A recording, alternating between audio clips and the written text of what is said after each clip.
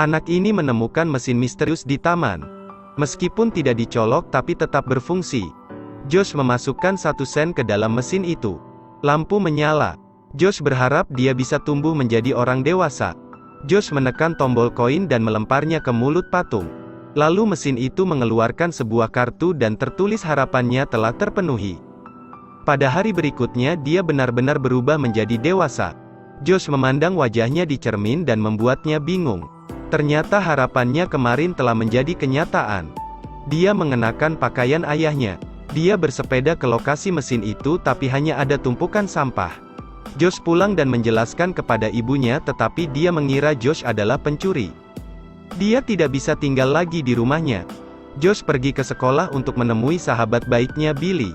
Tetapi ketika dia melihatnya, dia pikir Josh adalah penculik anak-anak. Dia baru menyadari bahwa itu Josh. Dia terlihat sangat menyeramkan. Dia memberikan beberapa dolar untuk Josh. Mereka menyewa kamar yang paling murah. Tapi sahabatnya harus pulang karena dia hanya diizinkan keluar rumah sampai jam 10. Tiba-tiba sebuah pistol meledak. Meskipun dia terlihat seperti orang dewasa, tetapi dalam menghadapi keadaan ini dia masih anak laki-laki berusia 13 tahun. Mereka pergi ke departemen pekerjaan mencari pekerjaan. Josh mulai mencoba untuk menemukan pekerjaan untuk mengatasi masalah beberapa hari ke depan. Dia akhirnya melamar ke sebuah perusahaan mainan. Karena ada pegawai perusahaan yang baru dipecat, Josh akhirnya diterima. Josh memulai pekerjaannya dengan serius. Tetapi rekan-rekannya memintanya untuk memperlambat. Peraturan di sini telah membuatnya heran. Performa perusahaan berkurang secara bertahap.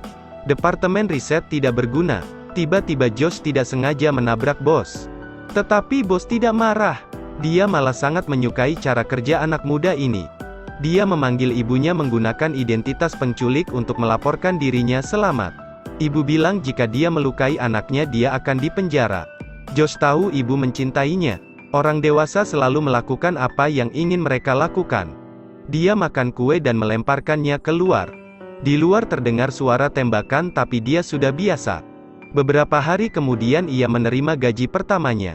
Minus 187 dolar. Meskipun hanya lebih dari 100 dolar. Itu uang yang banyak untuknya.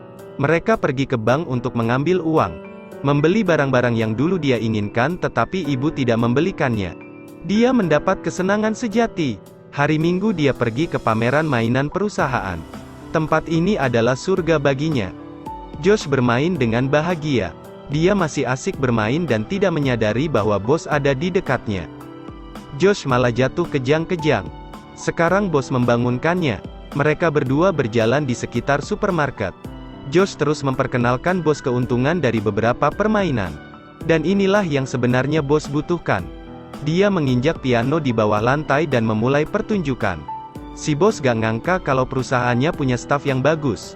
Jadi dia mengangkatnya menjadi wakil direktur pengembangan perusahaan. Ruangan itu penuh dengan mainan dan tugas Josh adalah mencoba dan mengatakan pendapatnya. Dia bahkan memiliki sekretaris yang bekerja keras. Dia sangat beruntung. Penampilan Josh menarik perhatian para atasan. Pemuda ini memberikan dampak serius pada posisinya. Dalam sebuah pertemuan, pengembangan produk menyajikan statistik dan Josh mencoba permainan baru. Dia mengangkat tangannya dan mengatakan bahwa dia tidak mengerti sosok-sosok itu. Josh mengatakan mengapa membuat robot arsitektur dan bukan serangga atau hewan. Cara berpikir anak ini membuat orang memuji Josh dan mereka berpikir pemuda ini adalah lawan yang tangguh. Josh mendapatkan uang sehingga pindah ke tempat baru. Saat datang ke pesta perusahaan, Josh memakai jas putih. Hal ini membuat orang tertawa dan bos semakin menyukainya. Sekretaris bos tidak mau duduk bersama pria tua itu dan segera datang untuk berbicara dengan Josh. Dua orang duduk di mobil umum. Josh bermain dengan lampu lalu lintas sepanjang jalan. Wanita ini menunjukkan kelemahannya dan malah ikut bermain dengan Josh. Josh menariknya melalui kesenangan yang susah payah ini. Wanita ini datang ke rumah Josh dan berpikir sesuatu akan terjadi. Karena sudah terlalu malam, jadi wanita ini akan menginap di rumah Josh. Josh setuju asalkan dia tidur di ranjang atas. Mary terkesima melihat kamarnya yang penuh dengan mainan. Bahkan di kamarnya ada trampolin. Josh dengan antusias mengajaknya bermain tetapi dia enggan untuk melompat ke bawah. Josh dengan antusias mengajaknya untuk terus bermain. Mary menunggu Josh selesai mandi tetapi tidak menyangka dia bisa naik ke tempat tidur seperti itu. Malam ini terasa sangat istimewa baginya. Setelah malam itu Mary menjadi anak yang suka bermain. Dia tetap bermain dengan pemutar musik. Dia bisa bermain dengan apa saja. Karyawan lain mengajak Josh untuk berolahraga. Tapi begitu sempat bermain, mereka malah berdebat soal aturan permainan. Mary membantunya mengatasi lukanya. Dia tidak tahu mengapa pria itu memukulnya. Tetapi Mary tahu pria itu takut padanya sehingga dia memukulnya. Mary bekerja sangat keras tetapi dia tidak seperti Josh. "Kamu masih belum mengerti aku. Aku mengerti kau adalah orang yang paling jujur. Kamu benar-benar tahu cara berbicara." Josh yang berusia 13 tahun memulai kencan pertama mereka. Mereka bermain petualangan bersama dan menari bersama. Setelah menentukan hubungan, dia sudah sepenuhnya menjadi seorang pria. Josh mulai serius dengan pekerjaan ini. Kemudian menerima undangan dari departemen penjualan. Billy datang untuk mengirimkan surat dan Josh selalu sibuk tanpa waktu. Tindakannya membuat Billy tak bahagia karena dia beradaptasi dengan kehidupan yang sekarang. Josh pergi ke taman bermain yang dulu sering dia kunjungi. Di sana ada anak yang bermain dengan daun. Ada yang sedang foto wisuda. Ada juga anak kikuk yang main bisbol. Ini adalah hal-hal yang harus Josh alami. Setelah beberapa saat berpikir, Josh memutuskan untuk membiarkan Mary mendengarkan. Josh tidak menjelaskannya dengan jelas dan membuat Mary salah paham. "Mary, aku rindu keluargaku. Jadi aku harus pulang. Apakah kamu sudah menikah?" "Kau salah paham. Aku belum menikah. Aku selalu khawatir ini terlalu sempurna. Kau seperti anak kecil. Apakah kamu anak-anak?" Mary belum siap untuk ini meskipun Josh mencoba untuk menjelaskan semuanya. Tetapi ini di luar imajinasi Mary. Dia pikir ini hanya cerita yang dibuat-buat sehingga dia tidak bertanggung jawab. Billy datang kepadanya dan mengatakan apakah Josh memilih pekerjaannya atau memilih kembali bermain dengan Billy.